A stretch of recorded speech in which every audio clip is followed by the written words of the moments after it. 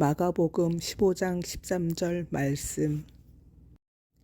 저희가 다시 소리 지르되 저를 십자가에 못 박게 하소서.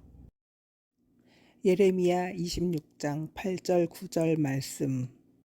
예레미야가 여호와께서 명하신 말씀을 모든 백성에게 고하기를 마침에 제사장들과 선지자들과 모든 백성이 그를 붙잡고 이르되 내가 반드시 죽으리라.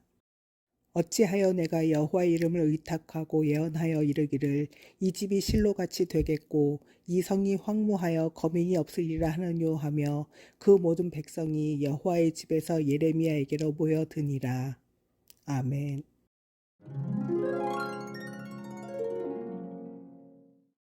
성경을 읽다 보면 예수님을 십자가에 못 박으라고 소리치는 군중들이 나옵니다.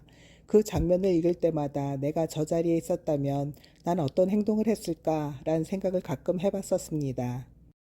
그리고 내린 결론은 나는 저런 무지몽매한 행동은 하지 않았을 거였습니다. 메시아를 그렇게 기다려왔는데 어떻게 못 알아볼 수 있는지 의구심이 들었습니다.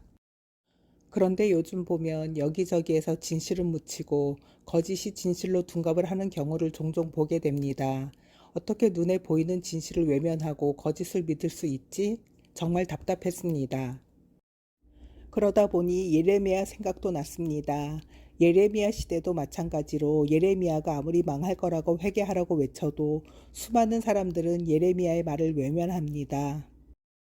역시나 진실은 거짓에 묻혀버리고 맙니다. 그리고 그 묻히는데 크게 한몫을 하는 사람들은 그 시대의 유력가인 제사장, 선지자 같은 누구나가 존경을 할 만한 신앙심을 가진 사람들이었습니다. 그러다 보니까 다시 한번 내가 저 시대에 태어났다면 난 예레미야 편에서 옹호할 수 있었을까? 예전에 나였다면 그랬을 거라고 자신만만하게 말할 수 있었겠지만 요즘에 나는 제 자신을 들여다보면 볼수록 내 안에 죄성이 튀어나오면서 내가 이런 추악한 인간이었구나를 알게 됩니다. 그러고 나니 저 시대의 나였다면 예수를 십자가에 못 박으라고 소리를 높였을 것이고 예레미야에게 미쳤다고 외면을 했을 거란 생각이 듭니다. 얼마나 교만했는지 정말 창피해서 고개를 들 수가 없을 정도입니다. 만약에 우리가 이름만 대면 알 수 있는 굉장히 훌륭하고 신앙심이 좋다고 정평이 나 있는 목사님들이 예수는 메시아가 아니라고 하고 예레미야가 미쳐서 거짓 예언을 한다고 하면 그 말에 반박을 하면서 예수님이나 예레미야의 편을 들 수 있었을까? 곰곰이 생각해 보면 저는 목사님들의 말을 듣고 예수님이나 예레미야를 대적했을 거란 확신이 들며 한동안 제 자신이 너무 한심해서 속이 상했던 기억이 있습니다. 그 시대의 대부분의 사람들이 아니라고 하는데 내가 무슨 확신으로 예수님이나 예레미야의 편을 들 수 있었을까요? 많은 사람들이 신앙이 좋은 목사님이라고 인정하는 분들이 아니라고 하면 우린 대부분이 그 의견을 쫓아갑니다. 저도 마찬가지로 다수를 쫓고 유력한 분들의 말을 믿고 따라갑니다. 왜냐하면 별로 튀고 싶지 않고 사람들의 눈총도 받고 싶지 않기도 하고 또 그렇게 믿고 싶은 마음이 크기 때문일 거란 생각이 듭니다. 그리고 저렇게 많은 사람들이 아니라는데 그것이 틀렸을 리가 없어 보이기 때문입니다. 문제가 되고 싶지 않아서 거짓인 걸 알면서도 외면하고 그게 진실인 양 믿고 싶은 마음, 대다수에 속하지 않으면 불합리한 대우를 받을 수도 있을 거란 불안감에 힘 있는 사람한테 붙는 게 유리하다는 생각에 진실을 외면하는 사람, 다수가 더 정답일 것 같다는 생각. 그런데 더 솔직한 이유는 제가 예수님에 대해 정확히 몰랐기 때문에 예수님을 대적했을 거란 사실입니다. 내가 기대하고 내가 원하는 나의 이상에 맞는 예수님이 아니셨기에 대적했고 내가 원하는 상황이 아니었기에 예레미야를 대적했을 것입니다. 내가 예수님에 대해 정확히 알았으면 나의 이상에 맞는 예수님을 찾지 않았을 것이고 내가 원하는 나라의 미래도 고집하지 않았을 것이란 진실이 저를 회개의 자리로 데려다 놨습니다.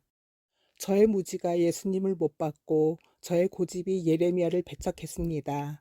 주님, 제가 주님을 정확히 알고 주님을 나의 이상에 억지로 끼워 맞추지 않고 나를 주님에게 맞추게 하여 주옵소서. 그런데 가만히 보면 여기저기서 거짓이 진실인 양 믿으라는 모습을 보면서 예레미야 시대나 지금이나 다를 게 없다는 생각이 듭니다. 특히 요즘은 교회 안에서도 너무도 많이 보이는 양상입니다. 하나님을 믿는다는 사람들도 세상 사람들과 별반 다르지 않습니다. 이런 지금의 교회를 보다가 예레미야가 아무리 진실을 말해도 외면당하고 눈물로 기도하며 아파하는 모습이 자꾸 생각이 났습니다.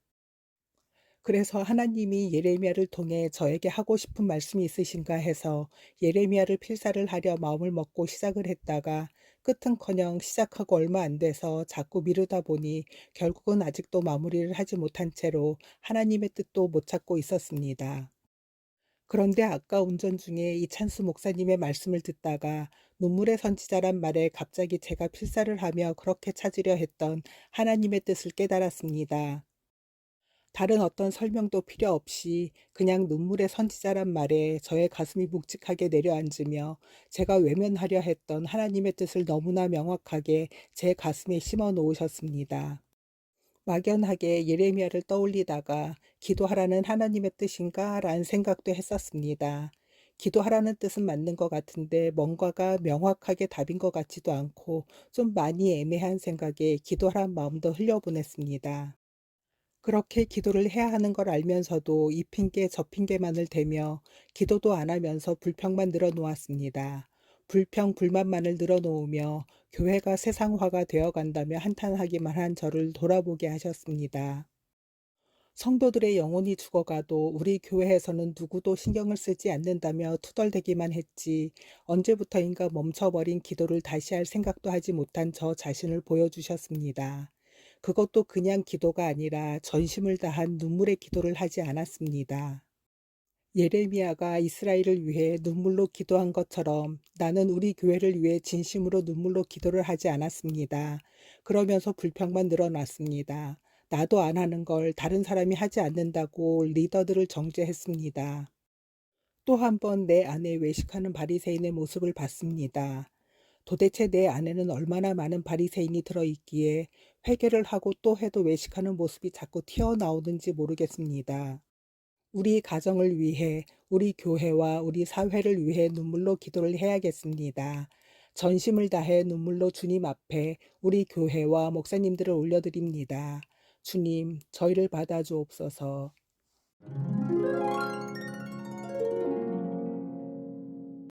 주님, 우리 아이들이 불평불만보다는 기도의 자리에 가 눈물로 주님께 모든 문제를 올려드리는 아이들이 되기를 원합니다.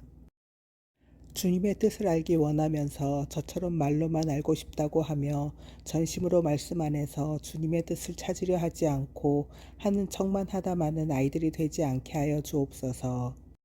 전심으로 주님께 문제를 올려드리며 눈물로 기도하여 그 문제가 주님의 뜻에 맞게 풀려나가는 주님의 은혜를 보게 하여 주옵소서. 무엇보다도 주님이 누구신지 정확하게 알고 주님을 대다수가 대적해도 주님과 함께 할 수 있는 영적으로 깨어있는 아이들이 되게 하옵소서.